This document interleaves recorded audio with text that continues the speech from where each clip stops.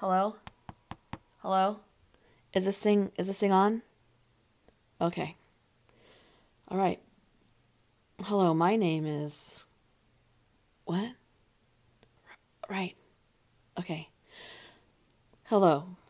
For the purpose of this story, I will not be giving my name. My lawyer is here with me in an undisclosed location and also a reporter from the LA Times, Mr. Walter Murray. After I give this interview, I will be leaving the United States on my own accord to a location that only I and my lawyer knows. There will be 3 copies made of this interview. 1 for the LA Times, 1 for myself, and 1 to be put in a location that only my lawyer knows for safekeeping. Okay, should I start? All right. These are the facts as I remember them. On February 1st, 2003, I was on a flight. Do I say the airline? Okay. I was on a flight from Hawaii to Arizona when I was seated by an older gentleman who appeared to be quite nervous about flying. He was red-faced, sweating, fidgeting in his seat. He seemed very distracted. He was watching intently as every passenger boarded. I started a conversation up with a man who told me that his name was Lieutenant Colonel John Calvert. I then asked what branch of the armed services he was in and joked that it clearly wasn't the Air Force. He looked, I don't know, surprised, or, now that I look back on it, probably fearful. He asked me if I knew who he was. He asked if I had requested a seat next to his. It was just real sketchy, you know. Anyway, he calmed down and eventually told me that he was in the Air Force. He was stationed at Luke Air Force Base in Phoenix, Arizona, and that he was leaving from Hickam Air Force Base. I mentioned that he looked afraid to fly, and he excused it as he was having an upset stomach. What? Okay.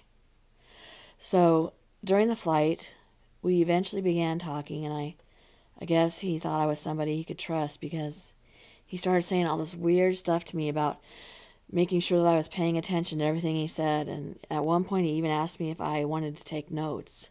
He told me to promise him that I wouldn't forget, and that if I ever heard of anything happening to him, to contact Colonel... Oh, right. To contact someone else and tell them his story. And he gave me something specific to say to them so they would know that it was really from him. I won't divulge what that was. Then he started talking to me about the Phoenix Lights. You know, the UFO story that everyone's heard of. It's been like on every cable channel and People magazine and stuff. He started telling me that the lights had been caught on Luke's radar way before they came into Phoenix, and that fighter jets had been deployed to check them out. He then said that he'd flown one of the jets and that what he saw was like nothing else he'd ever witnessed, and he told me that the light was visible, but it was only a small light on each aircraft, and that they were actually very, very large. He said that they were nothing he'd ever seen as far as aircraft go, and that when they began calling in what they were witnessing, there was an order called in from the Brigadier General to stop all the flights and to return to base. He said he argued that he felt that whatever they were seeing could be some sort of an attack and requested more time, but he was again ordered immediately to come back to Luke. He was confused as to why the pilots were called back in and not allowed to do what he said he considered their job as defense. He said that he'd become quite angry and demanded to see his colonel, but the request was denied, and then the Air Force put out a public statement saying that what everybody had seen was flares and nothing more. The Air Force even tried to deny that their fighters' jets had even been deployed. Then he began to tell me of other sightings. On May 5th, 2002, sightings in Sholo, Arizona. The Air Force reported that it hadn't sent any jets up, but it had. It was deemed top secret that they had sent 5. Then another in Phoenix on June 27th, 2002. A sighting very similar to 1997. Again, excused as flares. Sometimes they excused them as balloons or birds. Birds glowing in the sky at night. But because a representative of the United States military says so, people go back to looking down and moving on and forgetting. In 2002, a sighting over Casa Grande, Arizona. A couple following the lights with their vehicle. They called the police, and the police called Luke, and it was shut down. On June 29th, 2002, another sighting, again in Phoenix. Again, the Air Force had sent 3 jets to respond to what had been seen on the radar, and again they were called back. Their mission was filed under top secret. But one night, in October of 2003, he said to me, and I want to quote this, "I was sent out by helicopter to a site not far from Anthem, Arizona. It was pretty rough terrain, so after landing we hiked for about 2 miles. And what I saw was to never be spoken of again, but I need this information passed on in case something were to happen to me.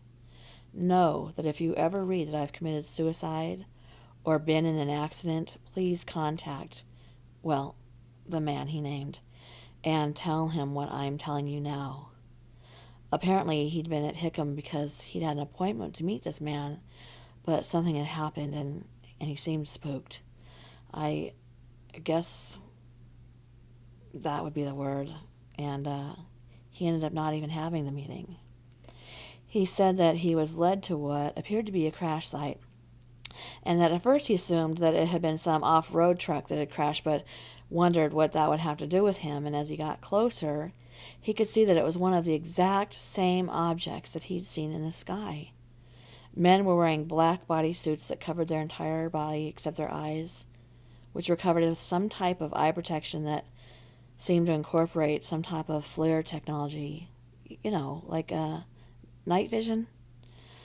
They were dragging 2 small, oddly shaped and badly burned bodies from the crash.